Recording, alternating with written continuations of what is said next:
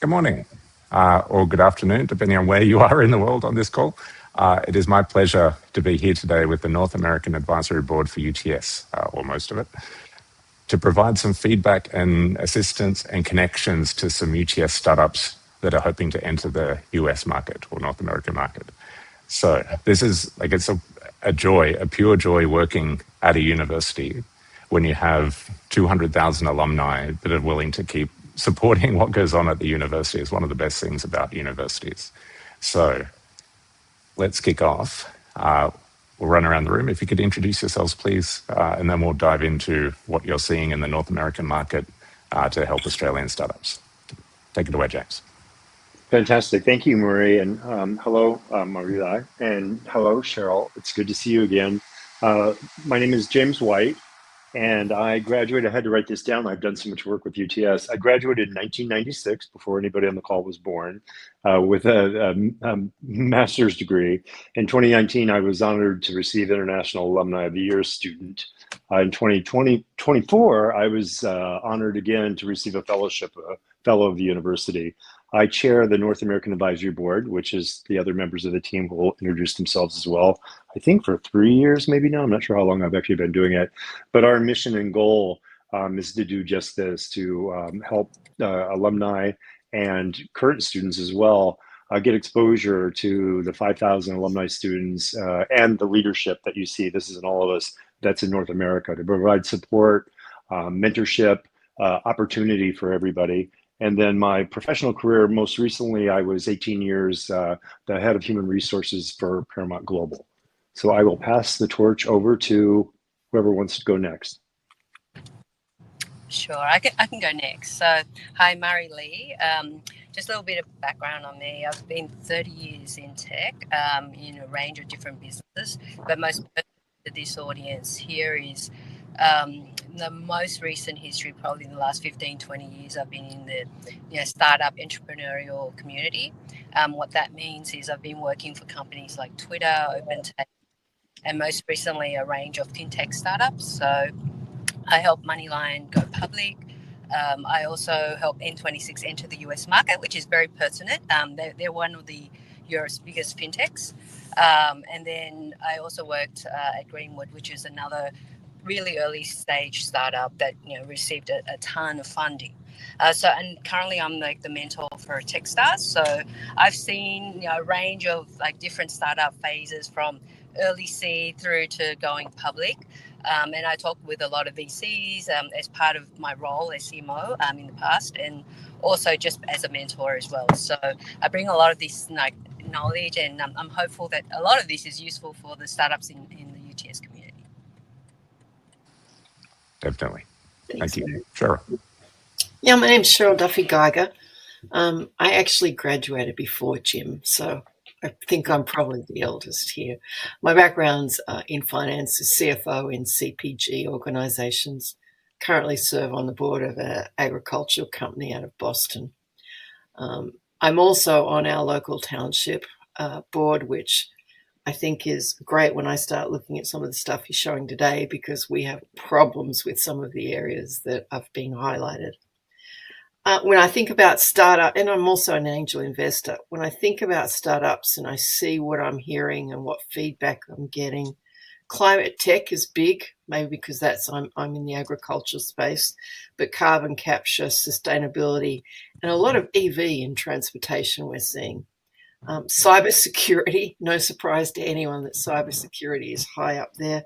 Then e-commerce and distribution, logistics and distribution is big, because maybe that's part of my CPG background. So I'm excited to look at both of the candidates today, because personally, as a family, we've been discussing how we pass on to the next generation all our history and stuff. So it's quite interesting to be both what we're seeing today. Fantastic. Thank you very much, and a great chance to do this today, or to start doing and continue doing.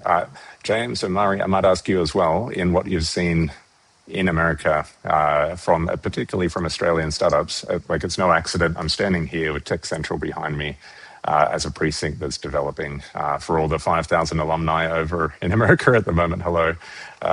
we have this space and a new 250-seat incubator upstairs, the new UTS Startups. It's now the largest early-stage startup incubator in Sydney. And a really kind of interesting public-facing model for industry engagement and bringing a whole bunch of people into the space. But for all those other startups, what should they expect in entering the US market now? And I'll jump first because my experience is a little bit different in it from the startup perspective.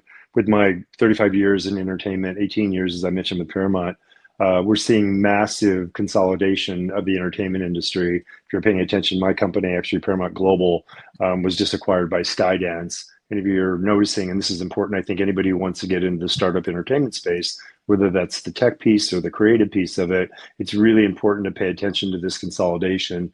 It's similar than what happened in the music industry during the many years ago when the dot-com bubble burst, with the music company BMG and Sony, who I work for, all merging with Universal Music. So we're also seeing a massive thing that just happened yesterday with Paramount Global, which is still fresh with Skydance merger, looking to buy Warner Brothers and Discovery. So there's massive consolidation happening in that space, which is a $96 billion industry when you think about entertainment globally.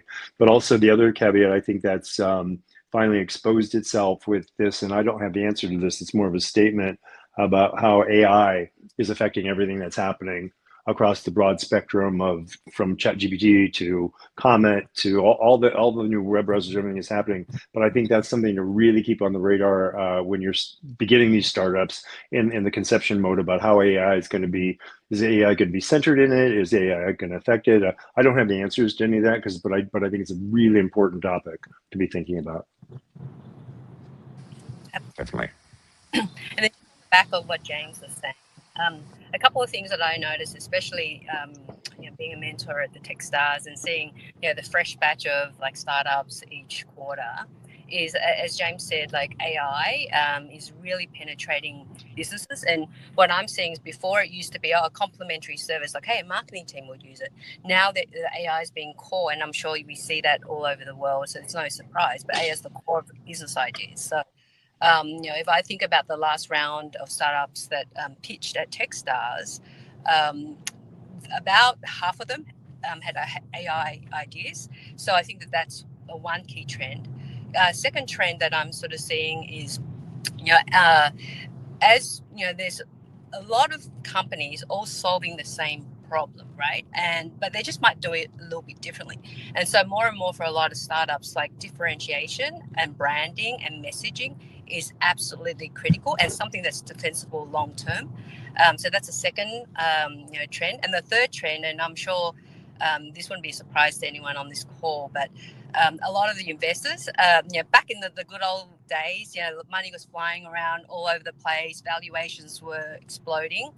People have now become a lot more cautious about the way that they spend their dollars. And so what I'm hearing, and I've been seeing it across, even when I was setting Moneyline live, as well as startups for Techstars, is it's all about unit economics, profitability, organic growth. It's no longer about growth at all costs anymore.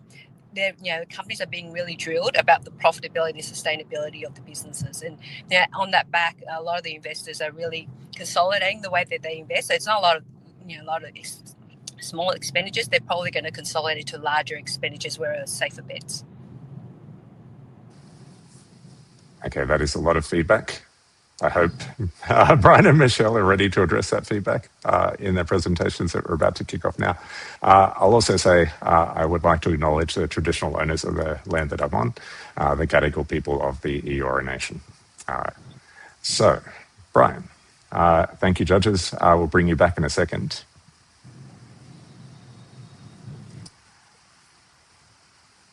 Brian, welcome. Good to have you, Murray. It is wonderful to have you. Now, I'll just bring up your slides when you are ready, and you can take it away. Oh, okay. The slides were up already. My apologies. There we go. That's okay. 1 second. Okay, here we go. Take it away, Brian. Thank you very much. Perfect. No worries. First of all, thank you so much for the opportunity. I really appreciate the chance to actually present and show you the work that I'm doing. My name is Brian Lim, and I run a startup called PollenOne, and we're actually focusing on international trade in a very interesting way. So the current state of the world is not a very happy place, as we all know, and there are many things going on that are unprecedented for our generation.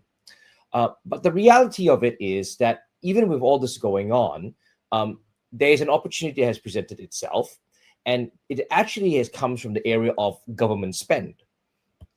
So it turns out that literally that government spending as a percentage of GDP has been rising non-stop since the 1910s and has no indication of falling off. So in this graph, you can see here, I have about 10 countries showing you the GDP spent by government expenditure, and it's rising constantly. And this has realized that this is a very important part of what we do to maintain the global economy. And the way this is predominantly reflected in our day-to-day lives is by grants and tenders. So what we're doing at PollenOne is building the first platform for grants and tenders.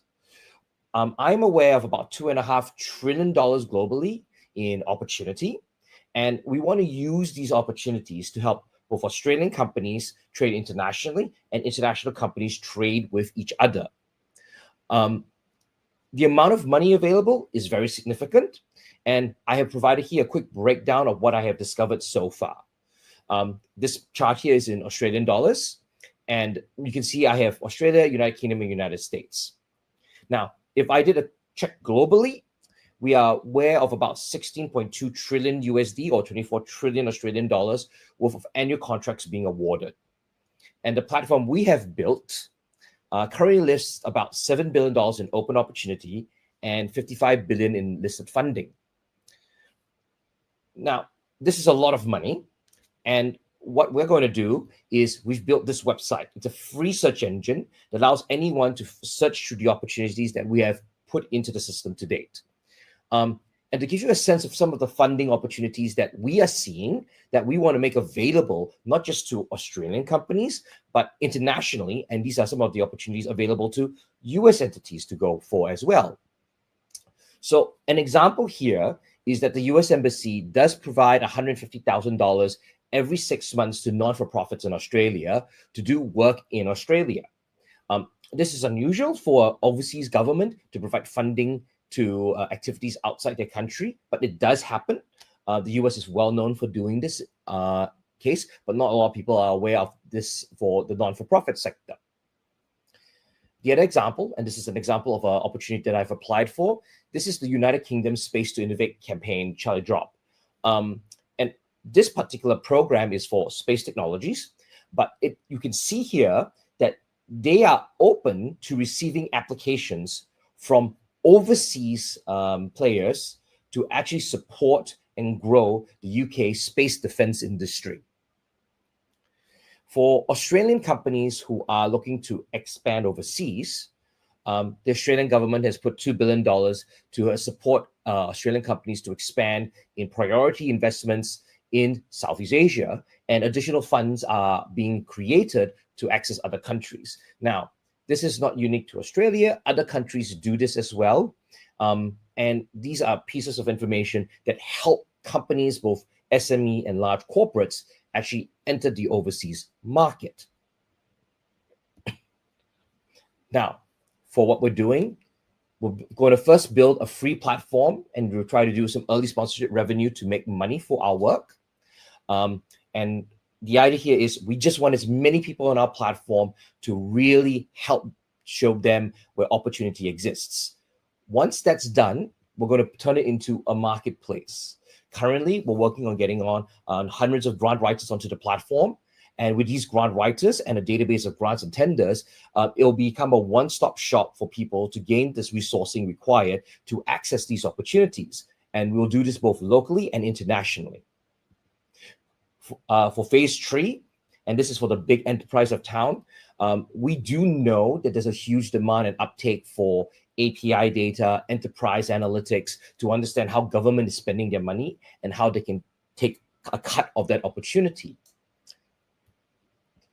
The first overseas opportunity we're focusing on is specifically the Australia-UK Free Trade Agreement.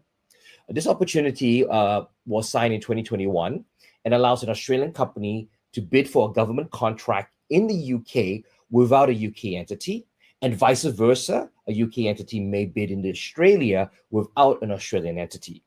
This is great because now that means both countries' markets are unified from this position and allows us to trade more openly with each other. Australia can now access the 600 billion Australian dollars that the UK has put aside, and the UK can now trade in the 180 billion dollars Australia has provided. As part of this free trade agreement, we have determined that these are some of the sectors that they are open to trade in, and the digital services are the highest priority because they require the least physical movement, but additional services are coming online, and that's being managed by the respective government departments. In terms of the grant and tender funding lifecycle, our primary focus is in the identification stage. We want to really help people identify what opportunities exist. One of the largest initial complaints is, I don't know where the opportunities are, how long it takes to find them, and they're very difficult to understand. So we want to help people identify what makes sense to them.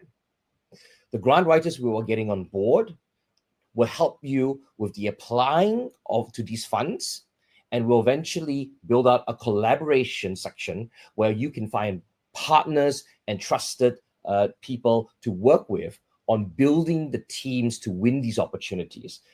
Research shows that more than 95% of grants and tenders are won in partnerships, not in solo applications. For us, going into the US market, we're looking for all the usual things that you expect from a startup, but we're also looking to find local grant writers, local partners who want to come on the platform so we can open up the US market to international players in a better sense, and to also help the international audience receive opportunities from the United States. And with that, I say thank you, and thank you very much for your time. Thank you very much, Brian. Well done. I will just bring our judges in. Hope you don't mind me using the term judges. I don't think anyone feels like they're a judge, but our feedback support team. And I'll point out, James, we had some tech problems with that were my fault. I'm sorry, James, but you would have missed the first minute or two of that presentation. But I'm sure from the tail end, you'll be able to pick up enough from here. Whoever wants to go first, take it away. So I'll kick it off. So Brian, part of the issue that I have here in applying for grants through our local government area here is the grant writing, not so much identifying it, but the grant writing aspect. And the fee structure that you're proposing, does that include grant writing in the future, or doesn't it? Okay, that's a good question. We're collecting a lot of feedback, so the business plan is in flux, but the general idea is we're going to build the marketplace. The grant writers will be on it, so you pick a grant writer you like, and then we'll take a commission cut from the grant writer. So if they charge you, say, $100 or $1,000 for the service, we'll take 3 to 5% of it. So when they make money, we make money, and you only have to pay for our services when you're ready to spend on chasing the opportunity you want to chase. So that's two fees that I would have to pay. I'd have to pay for the grant writer, and then I'd have to pay a successful fee completion, or is it just identification? Whether the grant writer charges a cut of the winnings, that's their commercial choice. We are not interested in that cut. We're just interested in if they charge you a fixed rate up front, and we will take a cut of that. But am I also paying you a separate fee for identification up front? No, you are not. Okay, so it's only one fee, which is through the grant writer. Okay. Yeah. The free search engine, you can go on now and search. Yeah. And only when you were ready to actually chase the opportunity, you want to transact with the grant writer, then you pay us a fee for that. Okay. So it's something that's in the US. It's very, very needed. So I can appreciate what you're doing. There's so many grants coming in from everywhere, and identification is very difficult. particularly for small municipalities, depending on whether you've got the horsepower to do it is the question. Right. Absolutely. Thank you. And I'll go ahead and jump in. Can everyone hear me okay?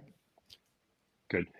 Brian, great presentation, by the way. And to Cheryl's point, I think it's something that's incredibly pertinent and needed. I'm actively involved in Los Angeles in ending homelessness, if you weren't aware of that, if you didn't read my bio, and been involved in that work, nonprofit work for a long time. I support, I think, like 6 different nonprofits. My primary nonprofit is the United Way of Greater Los Angeles. And in the marketplace, if you look at Los Angeles as a segment of this, there's a lot of competition for grant writers, as you can imagine. I should have done that actually at UTS. I should have gone to grant writing school instead of my master's in education. But highly competitive within the organizations themselves. And there's a small pool of them. If you think about Los Angeles, from San Francisco to San Diego to Palm Springs, it's 25 million people. But even in that arena of a large populated metropolitan area, finding grant writers and talent is very difficult. Is there a strategy? 2 questions. Is there a strategy, number one, to be able to headhunt these people or to find the talent, or if you're looking for them, and the compensation model, it would be competitive. So that's sort of question number one. And I'll pause there and I'll have question number 2. Look, really good question. For reference, I have worked in grants in the I have a startup out of Silicon Valley, so I've done grants out of the US, I've done it out of Australia, I've done it in Singapore, I've done it in Korea, and I've done it in a whole bunch of other countries. So I know the international landscape, and everyone's facing the same problem. So after a lot of thinking, investigation, the strategy is simple. If you want everybody to show up for a platform, you got to give them something valuable. And the most valuable thing we can give, and we decided to give it for free, is we'll put a central database for everything in one place. I know how to find them. My expertise is not writing. My expertise is the discovery of it. So I'll put it all in one place. Once I have built this, all the grant writers in Australia, and I expect this to be the same effect in the US, they want to be on the platform because it's a lead generation tool for them now. A lot of people go to the grant writers going, can you help me find an opportunity? And the grant writers go, I'd rather write the opportunity. Can you bring a grant to me? So it works both ways. You now have a marketplace of grants. And so now when you search, say, I'm looking for a grant in homelessness in Los Angeles, we can now list you the grant writers who claim to be specialized in working in those areas, both by geographically and market vertical. And then, that's how we can help you find the right people. And even more refinement, and part of 18 months of work is actually figuring out how to do digital trust. So you see me as a person, you read the body language and a whole other bunch of things, and you go, is Brian trustworthy or not? But how do you do that digitally? And that's been a harder question. So if you're going to trust someone online to do work with you or another collaborator, we need to give you the signals to figure out whether the person is trustworthy and has integrity and will execute on time ahead of schedule. And that's how we are going to be able to get the grant writers on board and get people to stay. Yeah, and that would actually be some sort of certification. I'm a certified grant maker through your organization, something maybe like that. So there are organizations overseas and in every country that actually certify, there's schools for fundraising. Mm-hmm. And they actually teach people how to do it. I'm in contact with the Australian one. I'll have to find the US one. I believe there's several entities in that category. I might be able to help you with that, by the way, on the side. So just let me know. Perfect. James will definitely want to take the conversation. We don't want to certify. But what we are going to want to do is, let's say, James, you win a grant in homelessness. And you transact on our platform with, say, 10 partners and a grant writer. We want to take the announcement and use that transaction information to say, you're the primary winner, and this is the people who supported you. So everyone gets a piece of the reputational win for winning the opportunity. And the grant writers is very important because now they can say, I have a 50% in strike rate, 60% strike rate for winning opportunities. And that's why they will stay, and that's why they will come. And that's how you will trust them. Got it. And then my second part of the question was, I would imagine, with the organizations I'm involved in, if they've learned of this, they'd be very excited, just for the reason that they themselves are having problems bringing in-house grant writers. I'm thinking right now off the top of my head of the United Way, I believe they bring them in on consignment, or they're contract labor. They're not actually full-time employees. And these individuals are actually grant writing for multiple organizations at the same time and quite lucrative. Is there a potential, and it's sort of a hypothetical potential, to go after these nonprofits in North America to be able to provide grant writing services to them? Yes, I have some old reports that says that the philanthropic area in United States is about $60 billion a year of spend from the foundations. I'm happy to provide you the copy of the report that I have from that. And they are there, they exist. The challenge is nobody knows where to find the people. But now once we aggregate all the funding, it's easy to go find the people who want to be on the platform. That's how we're doing it. Okay, excellent. And last question, because I don't want to steal all the time, and I know there's only 3 that I'll ever do, just so you know. Prior to you joining us, Brian, back on, I brought up when we were kind of sharing the just exponential onslaught of AI now. I mean, with AI coming in, I've been using it profusely for a lot of things, but how do you feel that's going to impact this model? Really good question. My team is a lot of AI, so we use AI to help do all the work. We had a long discussion. We want to use AI for the discovery, location, and eligibility of the programs. We're not going to use AI for writing grants. There's a lot of companies who are doing AI startups for writing grants, and we believe that they will do a better job. But our primary concern here is an AI is only as good as the training data. And the training data for this arena you want is the winning grants and tenders that you write. And that's all commercial in confidence. That's not something you can just scrape off the web, which means that all the AIs that we will encounter in the grant writing space will effectively be either highly generic or ultra specialized in those fields because of the way you access the data. So we rather have the marketplace of grant writers or grant writing AI bots, if that's what they wish to provide, to chase those opportunities. And you pick the one that you think will do the best for you versus myself. So to us, it's an advantage. Got it. Excellent. I think it's a brilliant idea, by the way. I'll close with that. So good work. Thank you, sir. Mari. Sorry, I'm losing a little bit of picture quality, so apologies if you're seeing my picture a little bit blurry, but I do have a couple of questions. So the success of this model is threefold, right? You need to acquire the information on the grants and ensure the viability. 2, you need to get the grant writers on the platform. And then 3, you need to get the customers who want the grants. What's your strategy for acquiring, in each of those areas? And have you looked at the customer acquisition costs for each of those areas? Really good question. So to break it down, I already have the background in finding these opportunities. That's why I'm aware of $2.5 trillion personally. So my team is basically indexing what I know and the processes we have to go find more. So our acquisition cost for finding the grants is not very expensive at all. For the grant writers, we're figuring out the costings for acquisition right now, but the feedback from every grant writer I've spoken to is they want to contribute, they want to support, because they see this as a way to grow their business as well. So it hasn't been difficult finding grant writers who want to come on the platform in any shape or form. For the third part, and this is the part I have to still figure out, is all the other users want to come. But the general theory here is there's money that people want to spend on. There is a database of qualified leads. And if we can simplify access through both financial, showing them the opportunity and people who can help you win them, I believe we will get them on board. My community manager who's with me has previously built million-person plus communities in the past, and we're going to use that community strategy to bring everybody on board and to become collaborators. Got you. And then just a follow on to that, it sounds like the grant writers is something that you're very confident getting on the platform.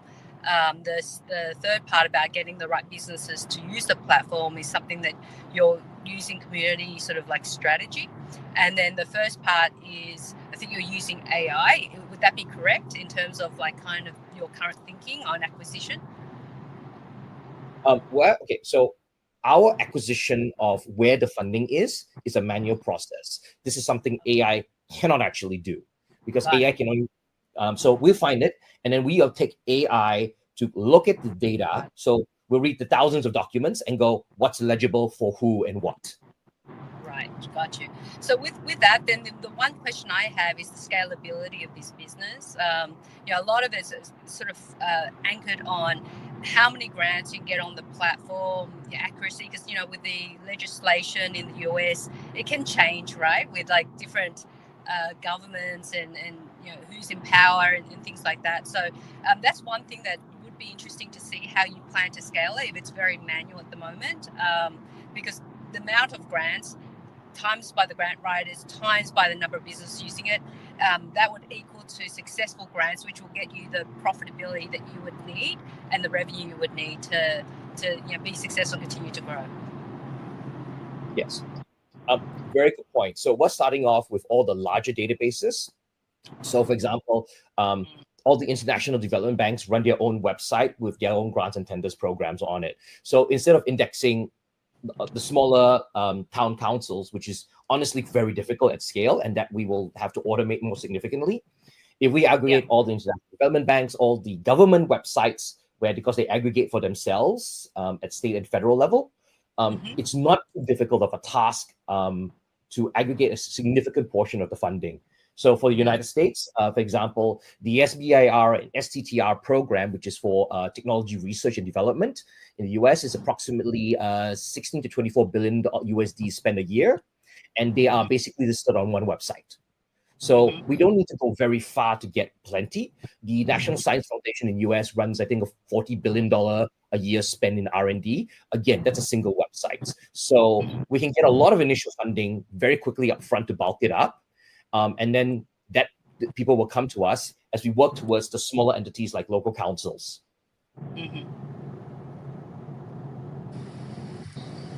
Can I ask one more question, Murray? Am I allowed? Of course, you can do whatever you want. Sorry, Brian. So just two things that I think may be pertinent. Fund writers are not always independently employed. Often they're part of an organization. So I don't know how your strategy for charging would exist in that area. And two, one of the areas that I've encountered that is really difficult is to search for any funding that may be applicable to me. Now, I may not know that I want something for my police department or whatever. So that service I see could be quite beneficial if you had a customer database and you could search backwards for funding that they may find interesting. So just 2 points. Thank you very much. Just quick 30-second answer for that one is you're spot on. Your first point about legibility is the second highest set of requests after discovery that we get for the platform. So we're actually working on the eligibility function as we speak right now. And it falls in the category of if you see 3 bricklayers, you ask them what are they doing. One will say, I'm laying a brick. The second says, I'm building a building. The third is saying, I'm building a cathedral. It's context driven. And this is a much harder conversation about finding what makes sense for you. And we'll have to work through that, but this is part where the human piece makes sense. And for where you mentioned about grant writers working in companies, I'm talking to several companies who specialize in this, and they're happy for the idea because it's more business for them. So they, instead of representing themselves as a grant writer, they represent themselves as an organization that can do work. And, small operators, one person. Large enterprises like the big movie studios, they will want a team because those are bigger projects. That's okay. Thank you very much, everyone. There's a closing comment, Brian. You are building a cathedral. There is a perfect time for this. I think everyone knows a grant or program, maybe a little local one that didn't get enough applications or isn't getting the quality it needs or can't find the companies it needs. If you're running this, and particularly in Australia, and giving all these Australian companies a chance to access those, wonderful. And also right technological time for it as well. So I'm very excited, and thank you, everyone. Brian, for presenting and for the feedback. We'll dive into Michelle, but thank you again, Brian. Thank you for having me. Okay, I'll do the awkward switch. Bear with me. Okay, Michelle, thank you very much for joining us. I'm bracing for impact. Take it away. Hello, everyone. Here, I know how busy you all are, and it generally means a lot that you've chosen to spend this time with us.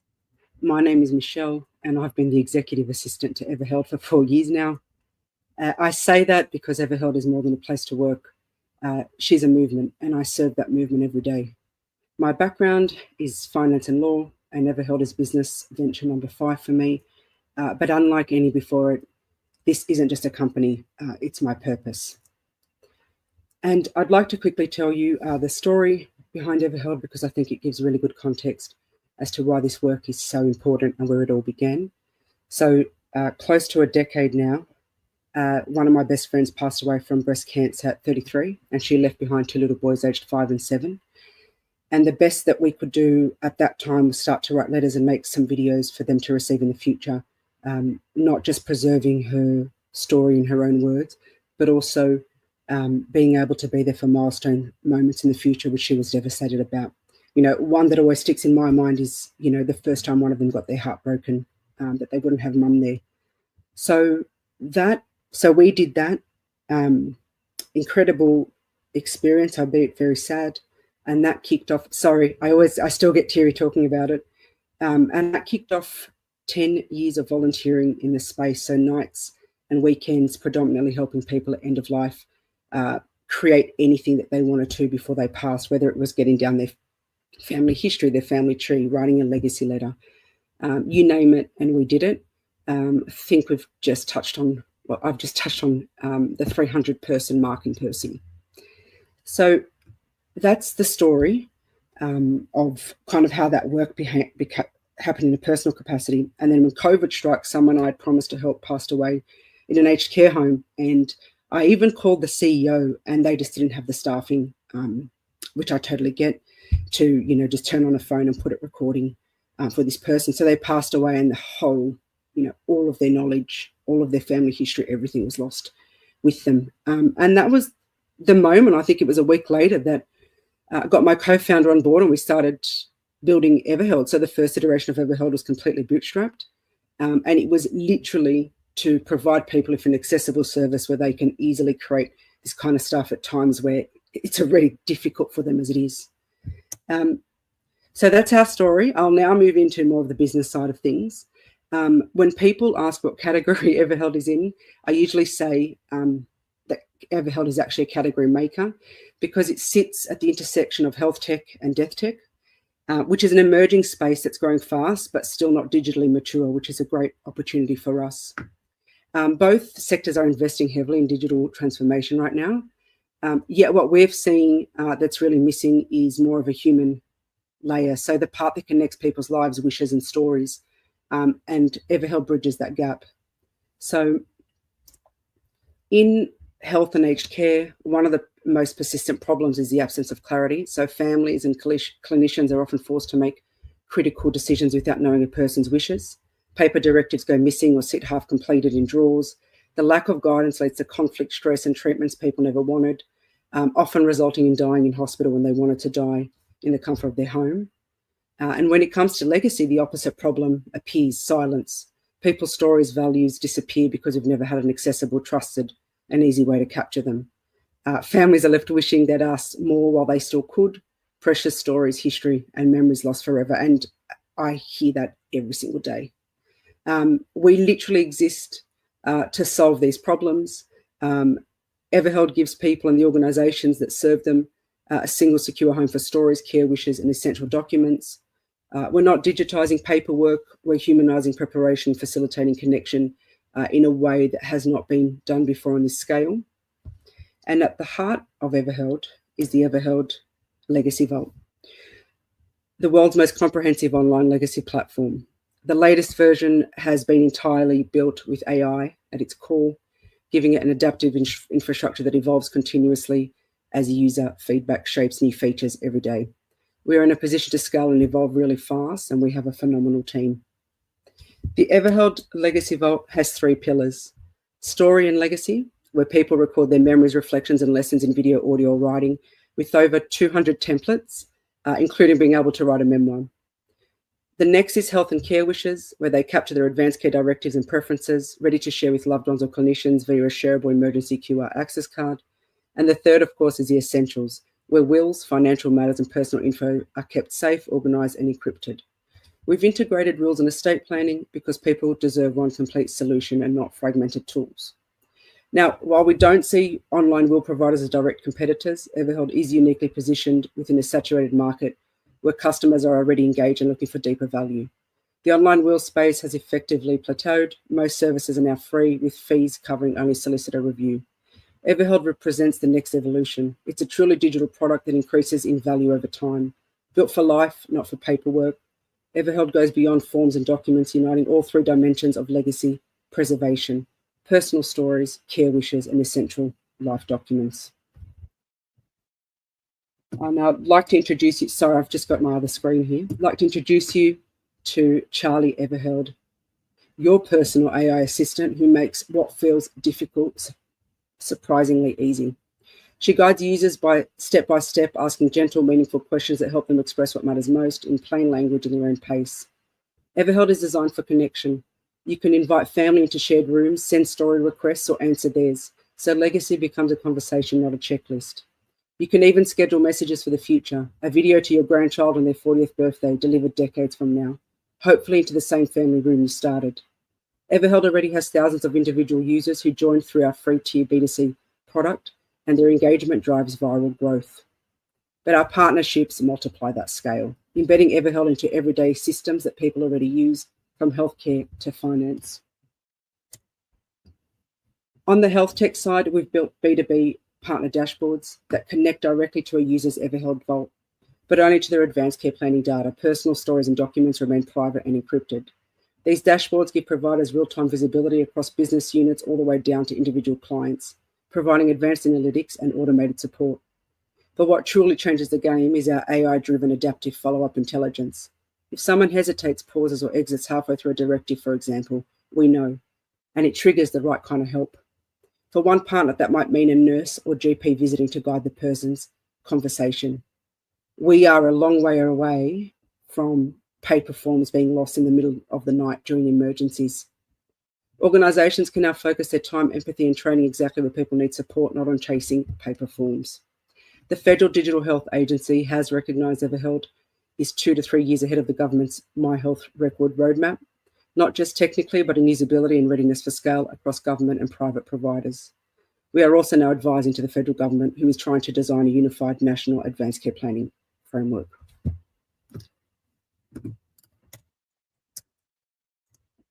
On the death tech side, we've just signed our major partnership in the Australian life insurer, integrating Evaheld across all existing and future products, starting with 26,000 of their customers. For insurers, it's the perfect complement. They insure people's wealth, and Evaheld insures their connections. It turns a transaction into a relationship that can last across generations. Right now, we're also speaking to banks, super funds, and advisors who are exploring ways to gift Evaheld legacy vaults to clients and members, a gesture that says we're here for your life, not just your balance. That act builds emotional loyalty these industries rarely achieve. This is only the beginning. We're expanding the ecosystem with new AI tools that make creating a vault faster and more intuitive. And soon we'll launch Evaheld Memorials, the natural continuation of the journey, linking every vault to a living, interactive tribute. It connects generation to remembrance, creating an intergenerational ecosystem that keeps families close long after we've gone. It is a truly intergenerational and multi-generational product, and there are a few products that can actually say this. We are very grateful to be a part of a small cohort of female-founded startups with some funding, and since winning a startup competition in our very early days in 2022, we welcome 2 incredible investors who are also mentors and board members: John Edwards, the co-founder of one of Australia's first unicorns, Pet Circle, and John Dunkley, who was the former CEO of QuickBooks in Australia. Evaheld was built so that every person can be remembered beautifully. Every family can find clarity and peace when they need it most, and every organisation, including insurers and aged carers, can fulfil their obligations while advancing person-centred care, trust, and service excellence. If you believe, as we do, that connection is the most valuable thing we all have, I'd be honoured to have you as part of this journey. So today we're asking for your feedback and expertise, and if you believe in what we do, to potentially help us connect with any potential partners overseas that you think might be interested in our work. Thank you. I really appreciate your time. Thanks so much, Michelle. I'm immediately wondering if it's too early to start using it myself, because my 7-year-old and 9-year-old don't listen to me at the moment. If I can write it down for them later, maybe it's better. Sign up, Murray. I definitely will. But thank you so much. James.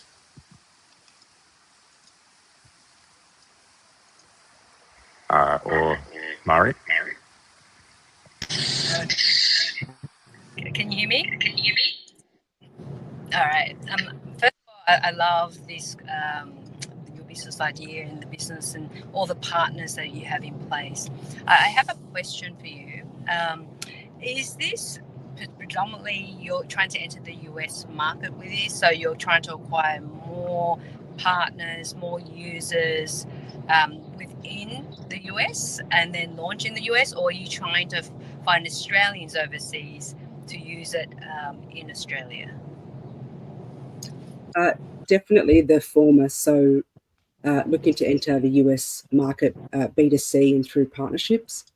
And we already, for example, one potential partner that we've got in the healthcare space, private oncology, they're the second biggest in the country. Not that there's a lot here, but they're owned by an American company. So where we can, we obviously want to serve people in Australia that have that are owned by US companies. That's really strong for us. And the second avenue would be, business development straight out to the US.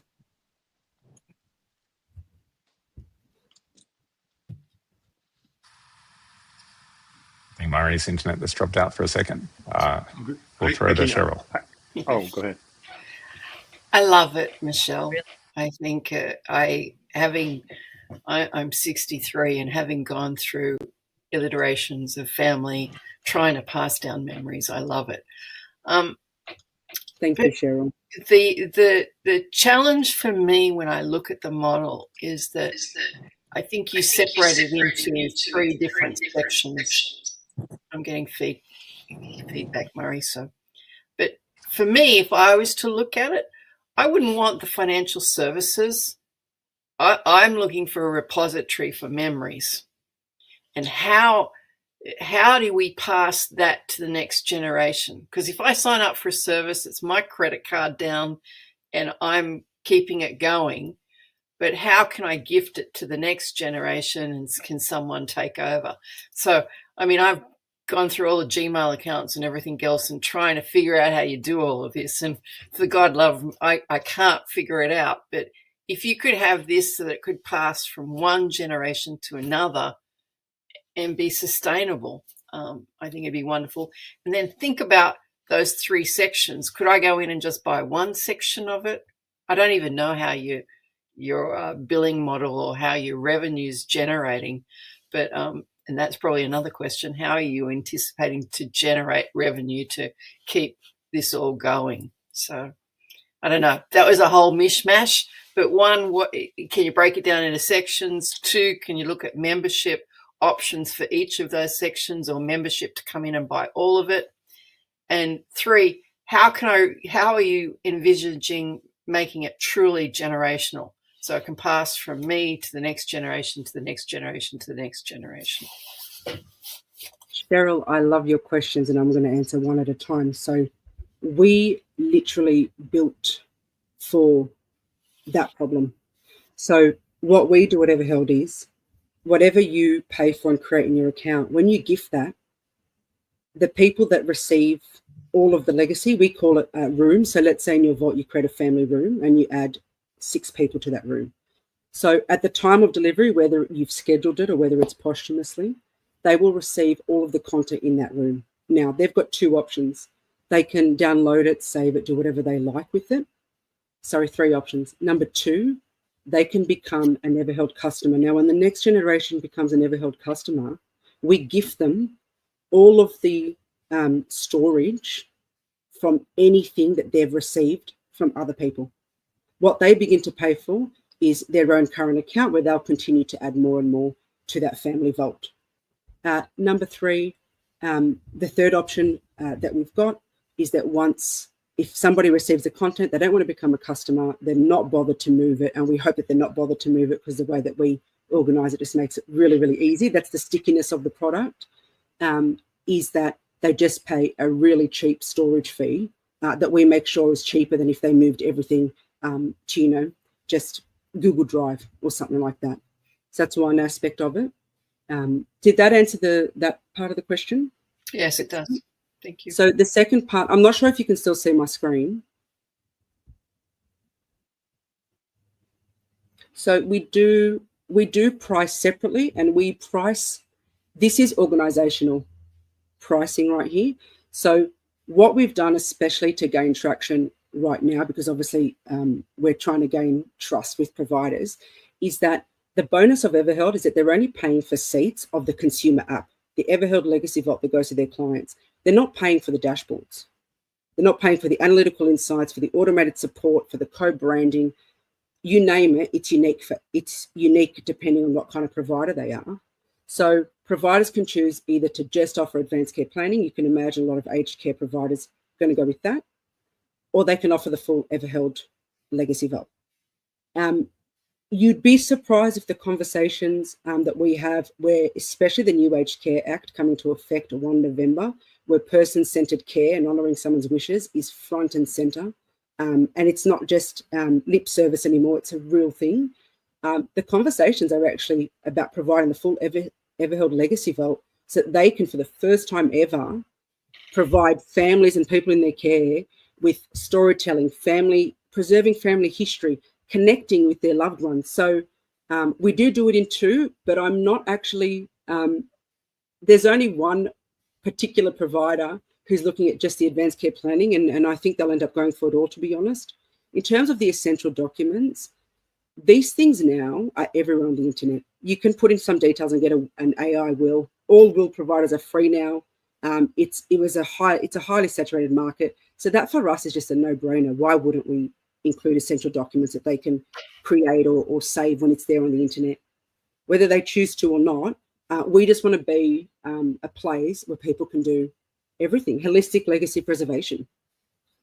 Have you got a specific email address? So for instance, if I was wanting to write letters to my family, I would write it to the Evaheld vault, or do I have to transfer my Gmail to them? No, you just sign in. So we've got you go to Evaheld. Maybe I didn't explain that properly. So I've just had a nephew who's been born. His father's created a Gmail account, so I send letters to his Gmail account so that it's there.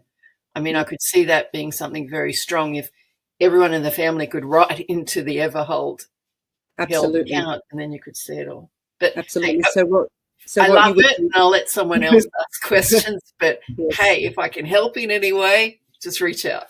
Thank you, Cheryl. Our free team has 5 pieces of content. So sign up, add your brother and any other members you like, and start writing those letters. And you can also, which is amazing, send requests. You can send an email to family members and say, what do you actually want me to contribute to our shared room? Yeah. Great. Michelle, can you hear me okay? I've had some audio issues. Are you hearing me? I am. Thanks, James. All right, perfect. We're going through my monitor now. I've got maybe too many devices and maybe too much in my brain. Fantastic. I think the empathy, compassion side for me, hearing this, especially as a human resources professional, it's really wonderful and very, very heartfelt. And my empathy goes out for your personal situation and involvement for it. But it looks like something positive came out of it. As far as I have one question and I have 2 thoughts for you. One on the AI back end. What is running that? Is it ChatGPT? I mean, do you have a custom AI that you've built to be able to specifically deal with this, kind of information? What is? Tell me more about the AI. Yeah, great question. So there's a lot of feedback. Yeah, thank you. Sorry, James. Great question. So we're built completely and deployed on Vercel for scalability. all storage on AWS. And the entire platform, as I said, has been built using Cursor. So every single part of our code has been refined for best practice. And if you actually saw the way our code base looks, you would not even believe that it's a real product. That's how refined it is because of AI. So this latest iteration actually only launched 6 weeks ago. The other part of AI, we are actually building our own model. We're building our own model because when it touches health data in Australia, that's a whole different story. So that's a work in progress, as I said. So we've got the foundation, we've got Charlie Evaheld, and now we're just waiting on feedback, specifically what partners want to see. So, for example, when the insurance partner starts in integrations, we're going to be driven by the insights that they're going to want, the kind of support that they're going to want to offer their customers, and the kind of notifications and remembrance points that we'll do. So yeah, James, it's just essentially driving everything. Like, it's our entire base. Fantastic. And then on the North American concept ideas, I was taking notes while you were speaking. You've heard of Make-A-Wish Foundation? Yes. Yes, that's a global organization, right? I mean, these are just some concepts if you haven't thought of them before. And are you familiar with the VNA, the Visiting Nurses Association, hospice? The VNA is probably a U.S. specific. When my father passed away, I'm actually my family property. If you can see the photographs here, I'm restoring my family property. They both passed away. And the hospice workers came in and did just a remarkable job, which encouraged my mother to volunteer. And she actually won an award. My family seems to win awards, I guess, for Visiting Nurses Association. But that's an organization that in North America you would definitely want to be hooked up with, because this is such a key component to dealing with everything that you covered here today. And then I was also thinking another one. I don't know if you know about APLA, and I can send you this in the email if you want to reach out to me directly.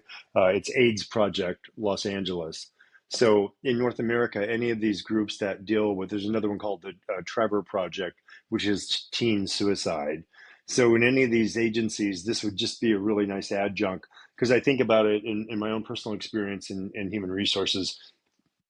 Fortunately, it's been a low in my 35 years that I've had only like 5 employee deaths. If you look at the ratio, that's pretty good. But as an HR professional in the field, something like this would be incredibly helpful while you're dealing with the counseling agencies as well too. So when something comes in to us as an HR professional, an example at the studio, something that has to do with death or suicide, or we use an agency called the EAP, the Employee Assistance Program. I'm sure it's similar in Australia for corporations where they have that, because I'm not equipped or legally equipped to deal with death, suicide, and all of that, but I have to, obviously, in my career. And then there's a crossover with these various agencies where we bring them in. But this would be really nice if you're looking for an income stream, a really nice way to partner with these agencies who are looking for tools. Hi, James. First, I'm so sorry for your loss. And I really appreciate your feedback, and you're completely right. We started in that space.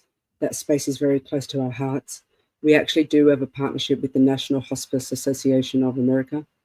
But these are definitely spaces that we can develop more. I think, just to your point about employee benefits, and also, firstly, and then I want to address the second point that you made.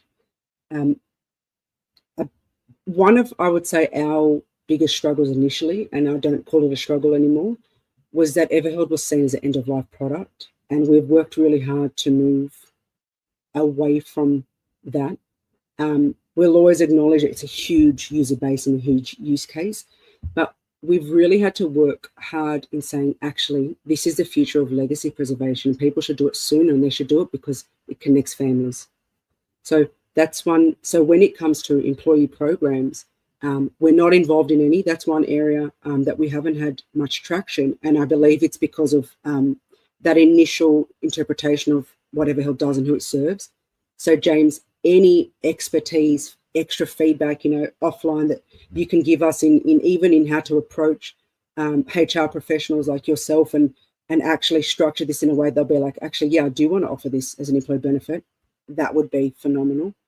To the other side of what we were talking about, we actually offer our service for free to a lot of organisations in Australia. We're part of National Palliative Care Australia, which is the biggest in the country. They can use our resources whenever they like. The AIDS Project, it's really interesting that you say that because I've been thinking a lot about that. I've been seeing there's a particular remembrance page on Facebook and it just has the most beautiful stories printed all the time. So we're definitely open to all of those areas. So any more advice and feedback on specific, please, I would love that. And I just lost my train of thought. The last thing that I wanted to acknowledge about what you said, the suicide. This is really tricky for us. We know people are using it before they suicide. It's really tricky as a government. And now I've got my EA hat on.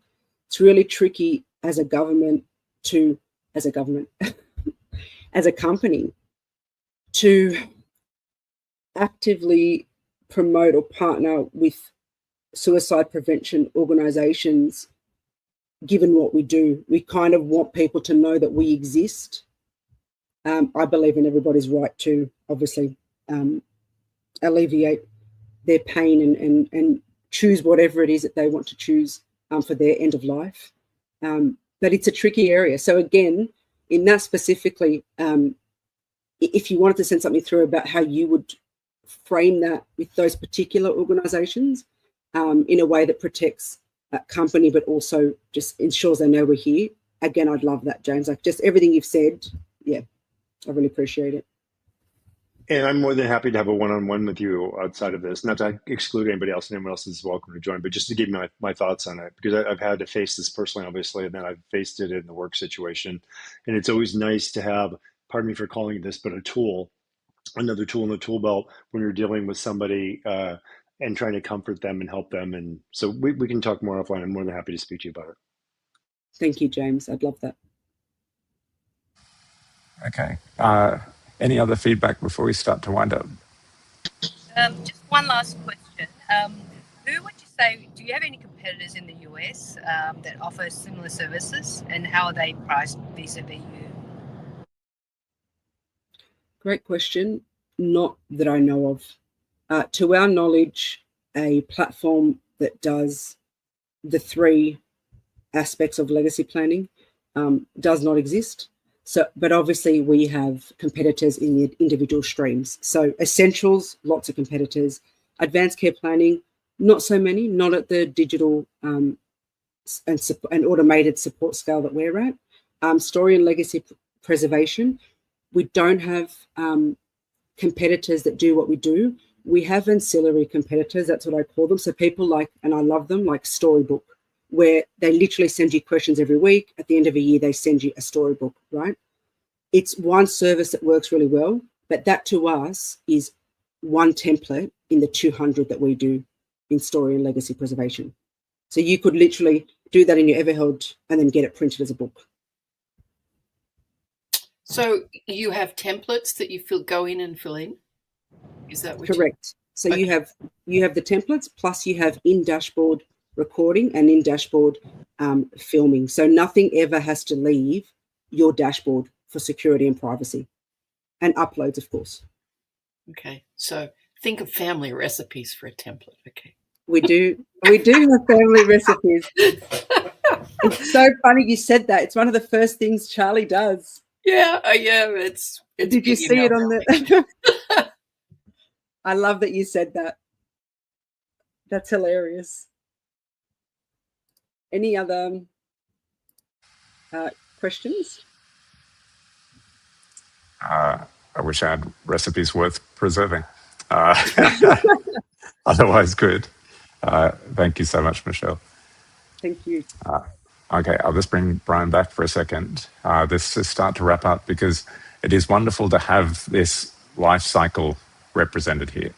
Like not just in terms of the start of companies and kind of difficult periods of life for people, but also Brian and Michelle, I think you are both probably the best examples I can think of people that are supporting UTS students as well.